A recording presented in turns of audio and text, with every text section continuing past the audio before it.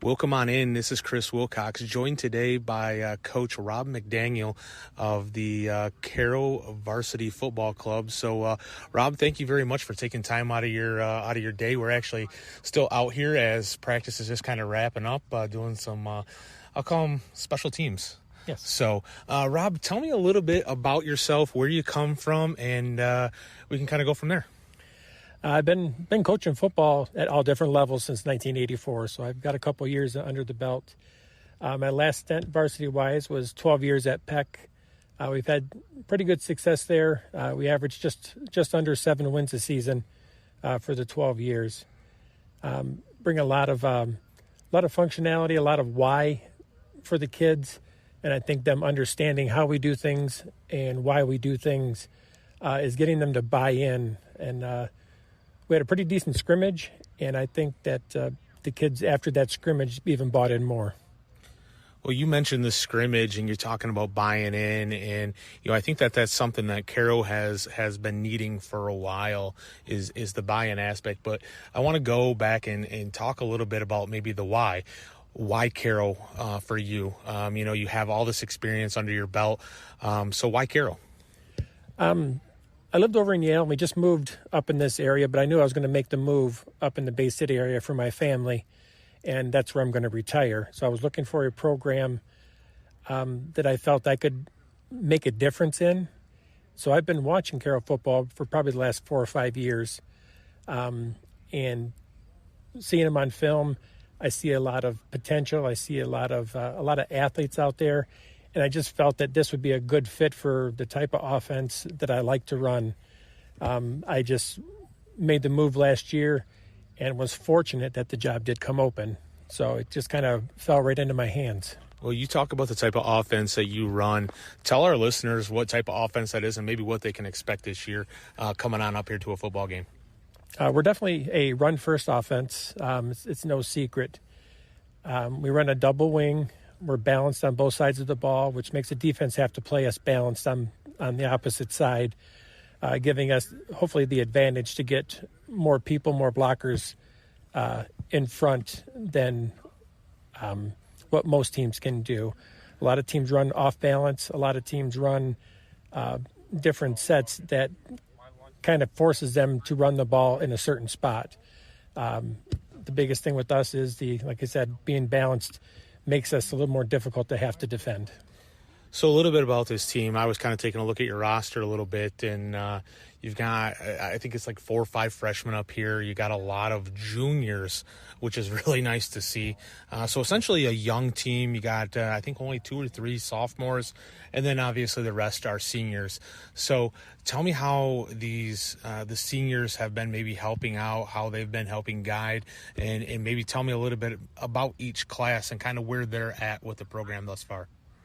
I can tell you that the seniors that we have are amazing. There's a great leadership here. They are tremendous football players.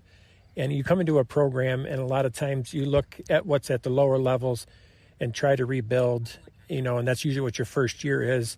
But I think we can take advantage of the athletes we have at the senior level and the leadership we have at the senior level. So I don't want this to be a throwaway year at all. The younger group that we have some great athletes coming up.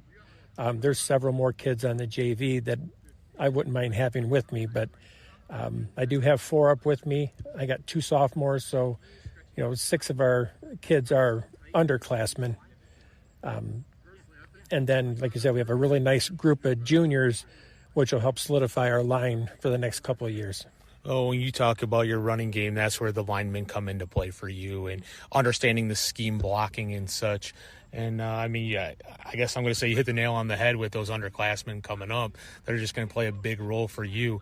How many linemen now do you currently have, that you can anticipate filling in? And do you have maybe some of those, because we got that fifth quarter rule in effect where some of those JVs. So do you anticipate maybe some of those JV players coming up and getting some time as well?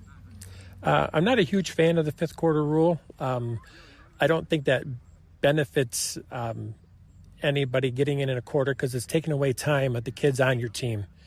We do have 8 to 9 solid end-to-end players, so we do have options so we can get people off, get people rest. So I think we're comfortable in that number. The blocking scheme is huge. To me, that's my favorite part of football is the strategicness of the line, because if you can get a place for somebody to run, anybody can run 5 yards. If you do that 3 times in a row, it's a first down. So, you hope you hit a home run now and then, but you just want to keep possession of the ball and eat up the clock.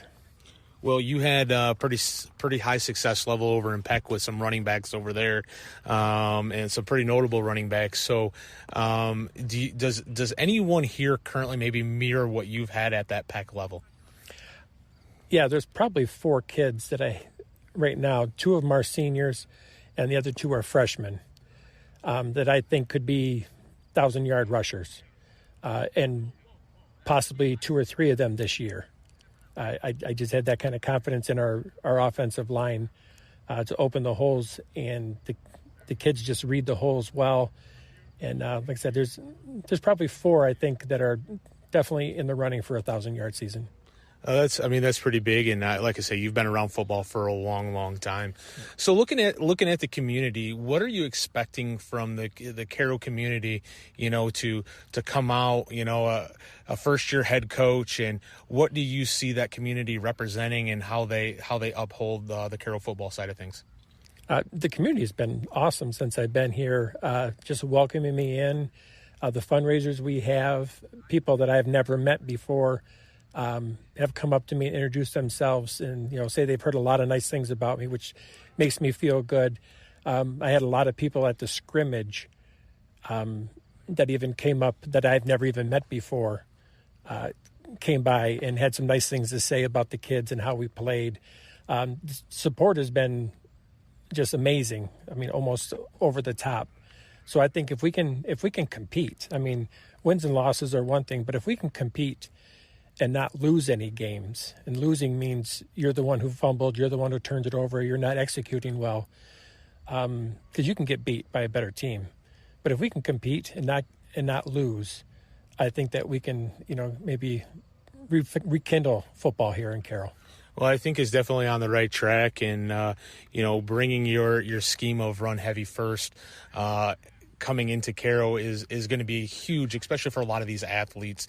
You hit the nail on the head, the athletes. I've obviously been around Caro long enough to see a lot of these athletes coming through, and this is your first year seeing them, and I'm sure your eyes kind of got opened a little bit seeing the athletes come through. So what is I guess I'm going to ask you, and maybe I'm looking too far ahead, but what is the plan for the future? I know this is only your first year, but how do you look to proceed what has been essentially down times for Caro football? And I guess I'll take a Tigers line out of here, restore the roar essentially for the Caro Tigers in the community. Consistency at all the levels. The junior high, the JV, and us are all running the same offense. Everybody has a little different play card, a little bit less at each level going down. I want to give those coaches some, autonomy to maybe adjust some things themselves. I don't know everything, and sometimes you see something somebody else does, and it makes you better. Some of the best things are stolen from other coaches, honestly. But I think if we can stay consistent, and there's a good group of linemen coming up, there's great backs coming up, and I think just the repetitiveness of doing the same thing over and over, I would like to create the old term, I need the kids to get to know the plays at a unconscious competence level, which means it's just like driving a car. You go through all the motions on putting the key in, 10 and 2 position, and now as you get older and you've driven for a long time, you just get in the car and drive. You do all the same things, but it's unconscious. You just do it. And that's what we have to get with our plays. We just need to be able to run those plays at an unconscious level and execute that at that point. So let's talk about first game's literally right around the corner here within a few days, and talk a little bit about maybe kind of that expectation of what you're looking for out of that first game here for your first year coaching. I'm looking for effort. I talk to the kids about that all the time. go at 100%. I don't want you to think about anything. Go 100%. I can coach that. If I don't get the effort, I can't coach if you can't give me the effort. I'm forcing them to make mistakes because making mistakes is fun for me because now I can correct things, I can coach. If I got kids that are perfect, it sounds silly, but it's not as fun for me to be able to coach them up. So I've got them doing things at a higher level right now, at a higher speed right now. And the nice part is when they make a mistake, even in practice, they come to me and tell me what they did wrong on that play.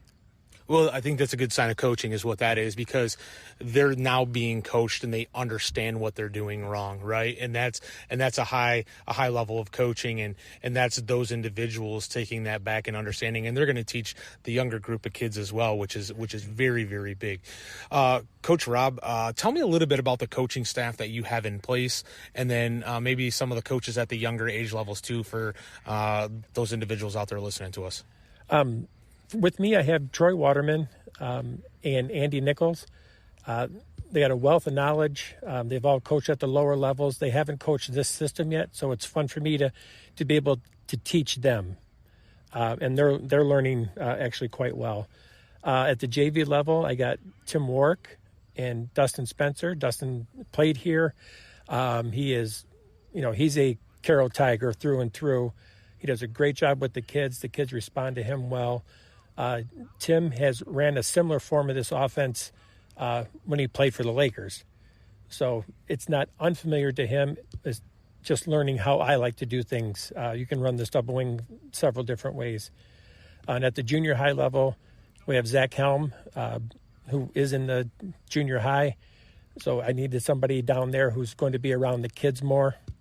And then also have Cole Romzek, who has a Deckerville background. And that's a big deal in the thumb. Even he came up to me and said, I've never had to run a different offense before. And I said, this is real similar. He goes, other than the terms, it is. So he knows this style of running. He just doesn't know out of the double wing set. Well, I'm a Kingston alum, so I know what you're talking about, the whole Deckerville side of things as well, and obviously the Peck side of things. So as we look forward, speaking about the Caro alum, what is one thing that, I guess, if you could speak to everybody right now that has graduated from Caro, what's one thing that you would tell them about Caro football in the 2023 and then next year in 2024? I would say that we're worth coming out to take a look at, and I think you will see a lot of what brought Caro football on the map. I think you'll see out of these teams the next 2 years. Well, Coach, I want to thank you for your time as we're watching. Is that Logan McGarry out here? Connor McGarry. That's Connor. Okay. All right. It is Connor. Okay. Yeah. Out here booting some field goals. But I want to thank you for your time. It's been an absolute pleasure. I know that you got a lot of work that you want to get done here before the first game. I'm excited. I'm actually going to be up in the booth, PA announcing, so I'm excited even for my first game in the booth, PA announcing and calling those Caro Tigers out onto the field for that very first time and your very first time. So what is it like, though, to wear the purple and white? I need to know. I've been red and white for... It feels like forever. It sounds silly, but purple always reminds me of royalty. It reminds me of class, and that's how I feel when I put this on. I feel I'm in a different class. Well, that you are. So I'm going to leave it at that. Coach Rob McDaniel, thank you very much for your time, and we wish nothing but the success of this year onto you and your team. Thank you very much. Thank you. Appreciate that.